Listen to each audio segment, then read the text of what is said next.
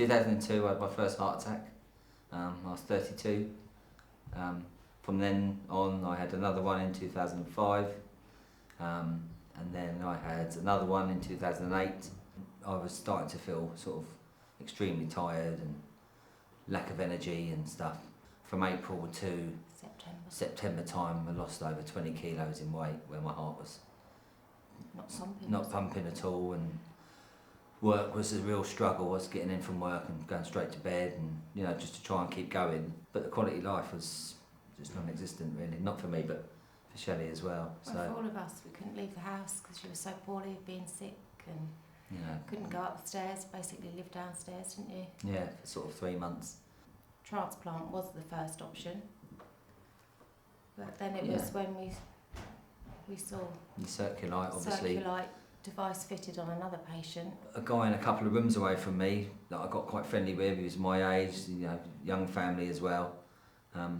He'd been offered the Circulite on trial, and he had it fitted, and within sort of 3-4 days he was on an exercise bike, and I was just amazed.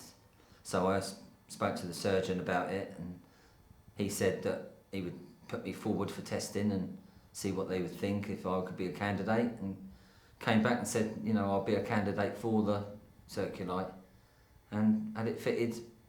They told me on the Monday, and the Wednesday it was fitted, and within, I don't know, 2 or 3 days I was up and walking around, and I was out of intensive care within sort of 3-4 hours, I think. To think the size of it and what it's actually doing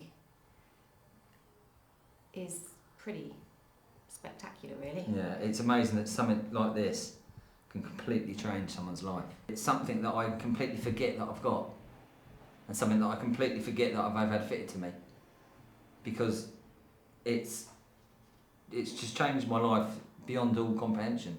The quality of life, obviously, before the Circulite device was fitted was poor, very poor.